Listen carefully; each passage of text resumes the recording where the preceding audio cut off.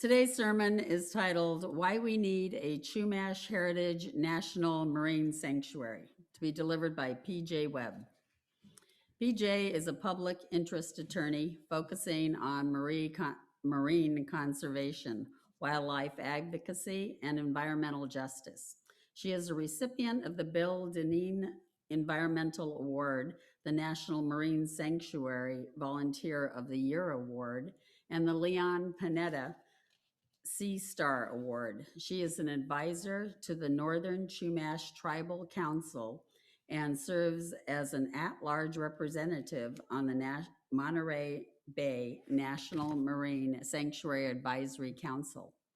PJ has been a driving force behind protecting coastal waters in the gap between Monterey and Channel Islands Sanctuary, working with many community organizations such as the Northern Chumash Tribal Council, Marine Sanctuary Alliance, Santa Lucia Sierra Club, EcoSlow, and Surfrider.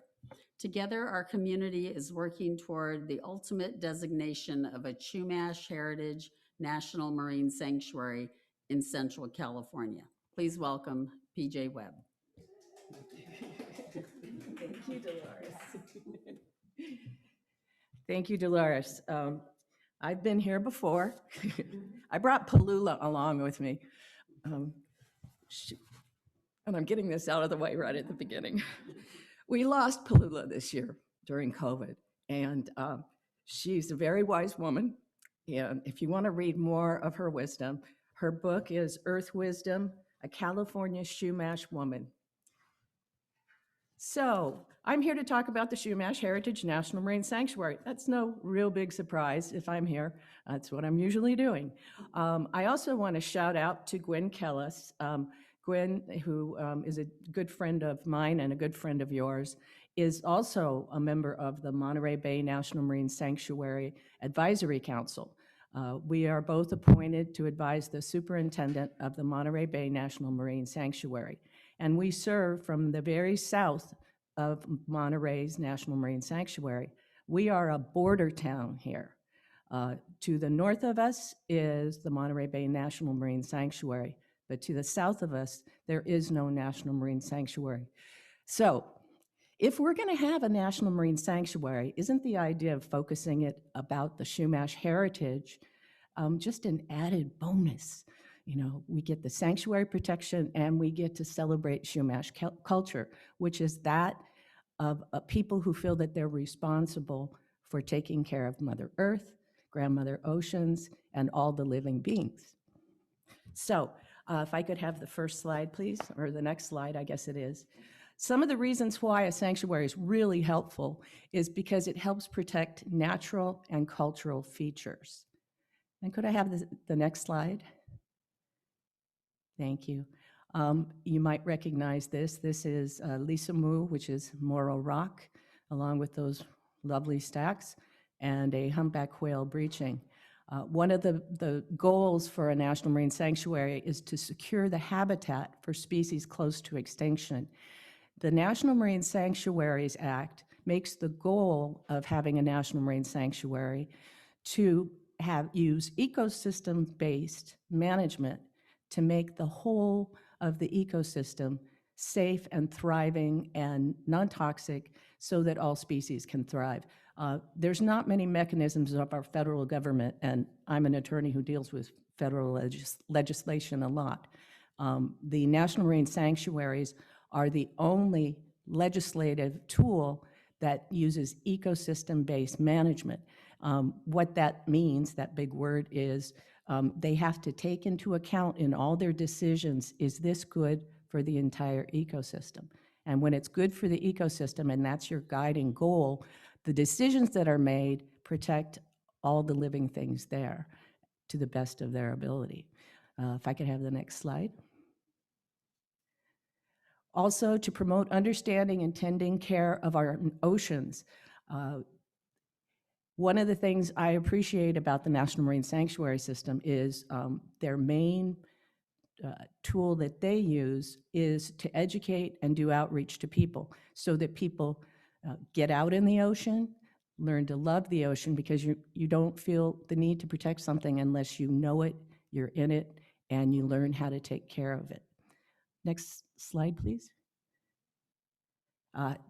Another thing that's wonderful about having a national marine sanctuary is recreational areas are people are not banned from access. People are allowed access and use. So they're allowed to go sailing, they're allowed to fish, they're allowed to look through the intertidals.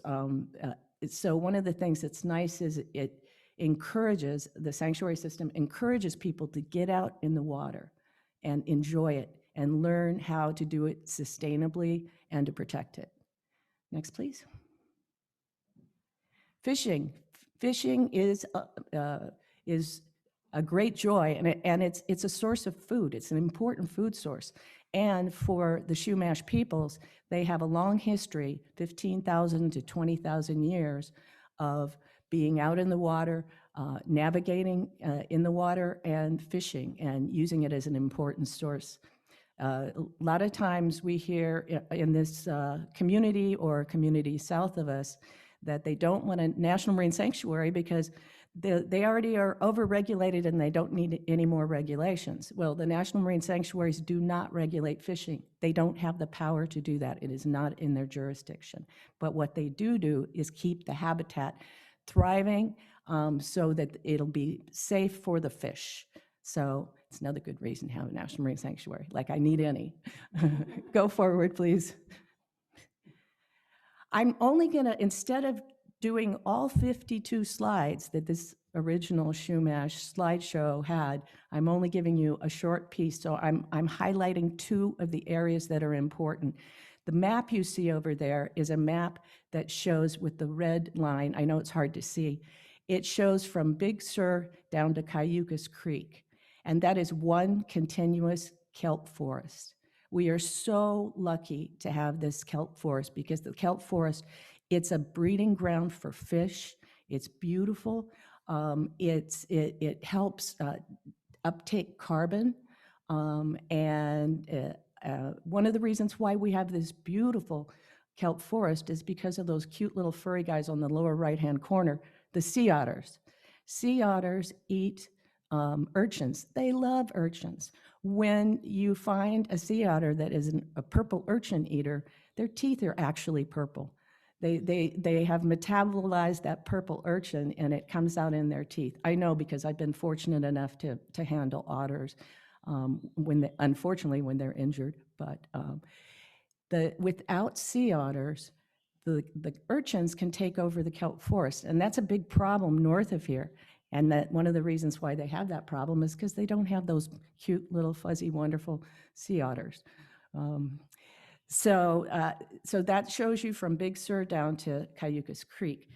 There's lots of other reasons that this is a beautiful area. So if I could have the next slide. We also are in the middle of amazing diversity. We're on the Central Coast. We are where the northern regimes and the southern regimes overlap. We are the south end of many, many marine species of the northern type, and we're the north end of many of the species that are southern. And what happens is, because we have that diversity here, this is an empty area between Cambria down to Santa Barbara without sanctuary protection. It's also part of the California Current. The California Current runs from Alaska to Baja, and that California Current is very vital for keeping nutrients flowing and for uptaking carbon during this global climate change. So this is a particularly vulnerable area, and that's another reason why we need a Chumash Heritage National Marine Sanctuary. Could I have the next slide, please? I always laugh when we get to shipwrecks because for some reason the National Marine Sanctuaries just love shipwrecks. They are important pieces of our history, and one of the things that a Chumash Heritage National Marine Sanctuary would do is it would provide more protection for things like the Montebello. The Montebello, which you know here in Cambria, was a tanker that was shot down by a Japanese submarine. And it was so close to Cambria that people from Cambria actually went out on the tide pools and went out on boats and helped rescue some of the people there. That would be provided with sanctuary protection. The 1923 Hondo Point disaster is known as one of the worst naval disasters in U.S. Navy history in a peacetime. There were 7 ships, 7 Navy destroyers that went down. One went right into a rock, and all of them in the deep, deep, dark fog followed him. So the next slide, please. It's also this area, the map there you see is from north of Point Conception to south of Point Conception. Point Conception is very, very sacred, as you heard Dolores tell you reading Palula's information. It is the Western Gate. It is the place where the Chumash are tasked with the responsibility and the obligation to protect that from time immemorial, because that's where all souls have to go, like Palula did. They wander the earth for a little while because they don't know, and they're scared and they're afraid, and they have to go to through the Western Gate, which the Chumash call Humcock, H-U-M-Q-A-Q. It makes me cry because Palula is very dear. Okay, next slide, please. Chumash coastlines are inseparable from our identity and our sovereignty. This is a Chumash canoe that is used for cultural and historical and educational outreach. When they take the Tamal and do the Tamal crossing from Santa Barbara to the Channel Islands, they also take the canoe and go up and go to coastal villages and teach the kids about Chumash history and Chumash culture. Next slide, please. This is tribal members getting ready to cross the Tamal crossing.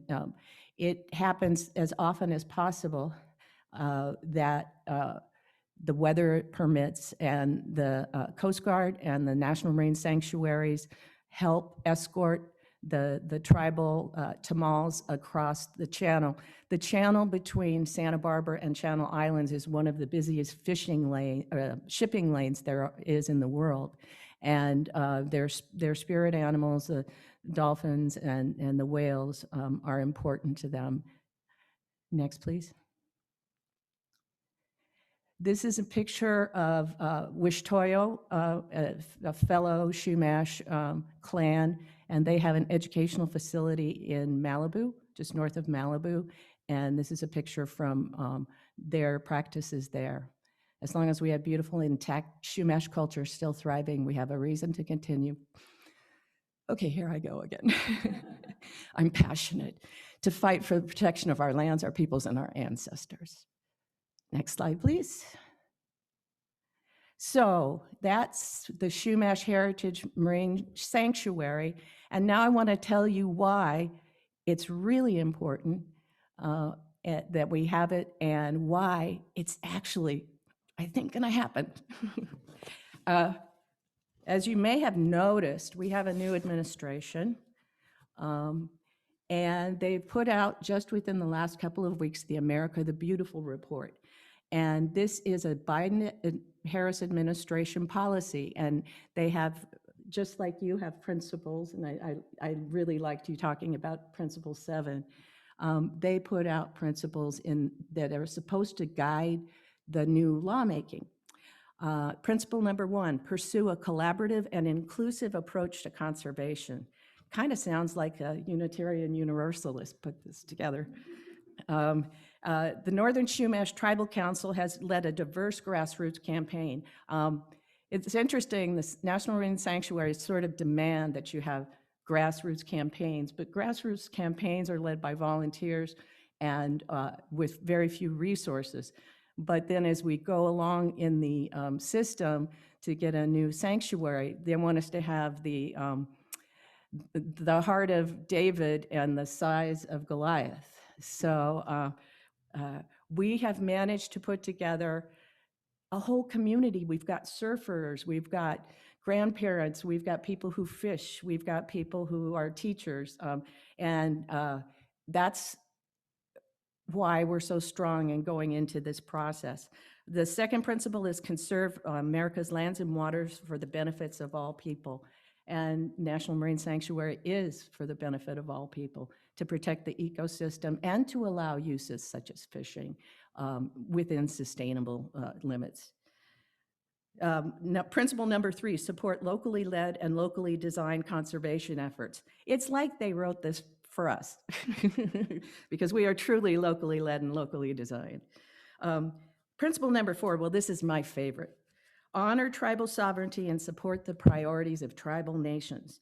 Tribal nations have sovereign authority over their lands and waters, possess longstanding treaty, hunting and fishing rights off and on reservations, and have many cultural, natural, and sacred sites on national public lands and the ocean.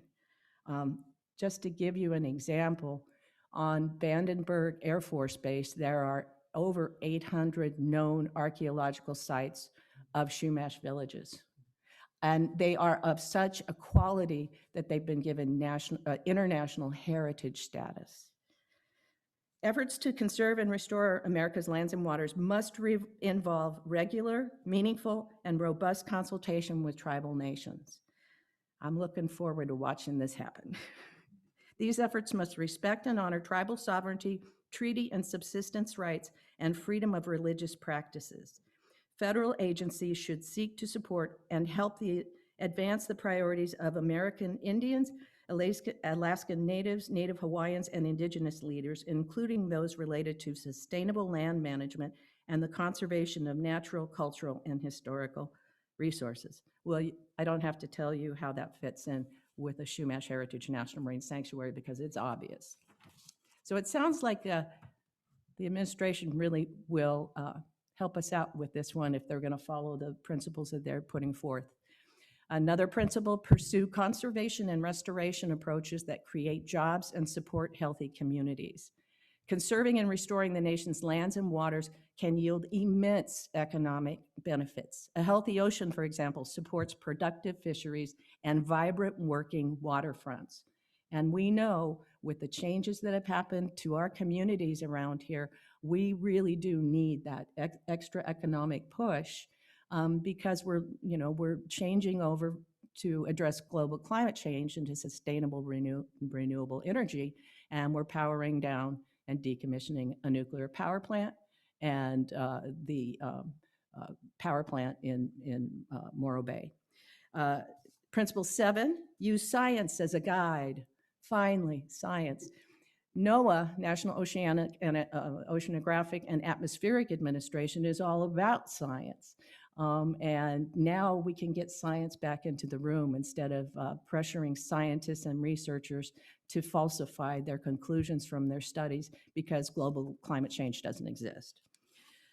Principle 8, build on existing tools and strategies with an emphasis on flexibility and adaptive approaches. This is exactly what we need to address climate change and climate resiliency. So if I could have the last slide up, please. She has the best smile. This is the future Palula. This is a Chumash girl who put her regalia together. She's required to do this herself and make it out of all natural materials. And she's learning Chumash heritage from her elders, and she's learning the Chumash language. And she's learning that she's responsible for the Western Gate. So I want to thank you very much. I have written the final sort of goodbye. I want to thank you for your time. When the Chumash Sanctuary begins the designation process, there will be an announcement, and you'll hear me yelping and yodeling from Cambria. Now, when that happens, I will come back here and I will ask you to personally, publicly support the Chumash Heritage National Marine Sanctuary.